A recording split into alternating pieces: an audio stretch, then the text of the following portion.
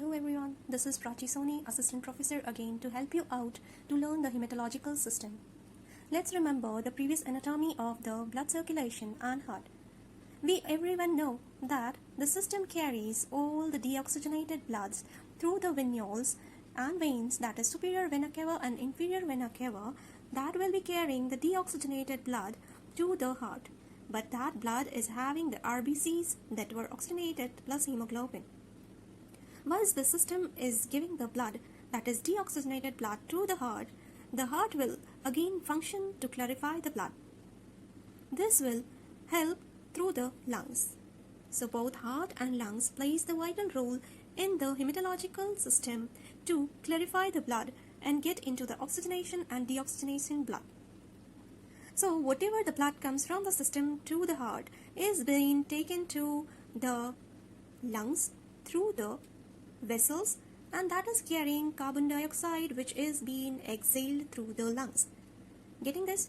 Once this is being exhaled through the lungs, we intake oxygen that is being inhaled by us, and that is again through the lungs, through the pulmonary veins, that is being taken again to the heart, which is the purified oxygenated blood.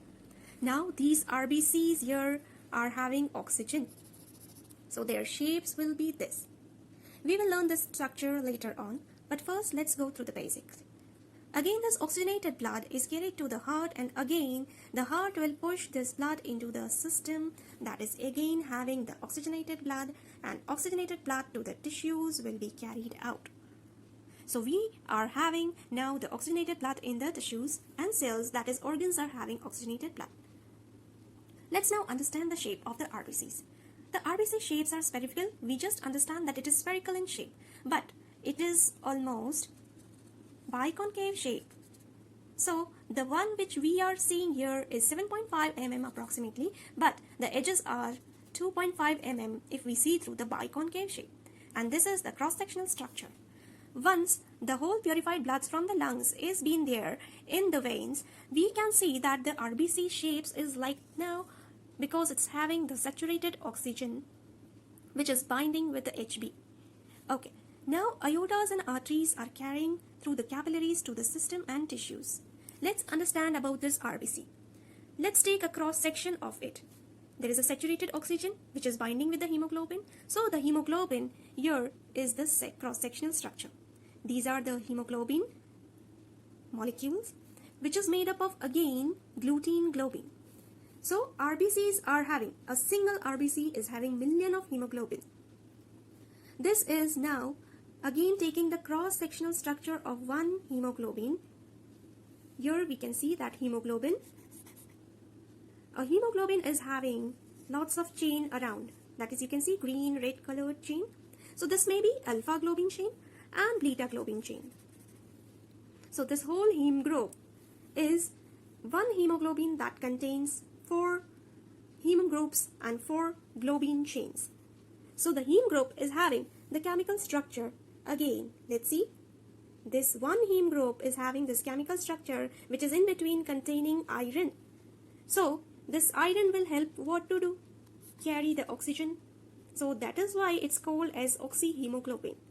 So students, I know that you can understand now how the purified blood from the system, that was impure blood carried by the veins, that was superior vena cava and inferior vena cava, to the system, that is to the heart, and heart will carry this to the lungs. This impure blood will be carried out to the lungs, which is having carbon dioxide, which will be exhaled by the lungs, and oxygen will be inhaled by the lungs. That will again purify the blood, and the oxygen containing blood is having the RBCs binded with the O2. This RBCs, which is been having saturated oxygen, binds with the HB inside the RBCs, and that cross section is containing the multiple hemoglobin. That is, one RBC is having million of HB, and this is made of gluten and globin. This RBCs will have the hemoglobin which is again binded by the globin chains, that is been in green and red color, and beta globin and alpha globin chain will be compiling this. This will have contained the 4 heme groups. So if we see the heme group which is binded by the globin chains will make a structure like this. Chemical structure is having the iron which is helping to bind oxygen. Otherwise the oxygen could not have binded here. So I hope this basic hematological structure is being clear with you. That will help you to remember the major disorders carried out in the system.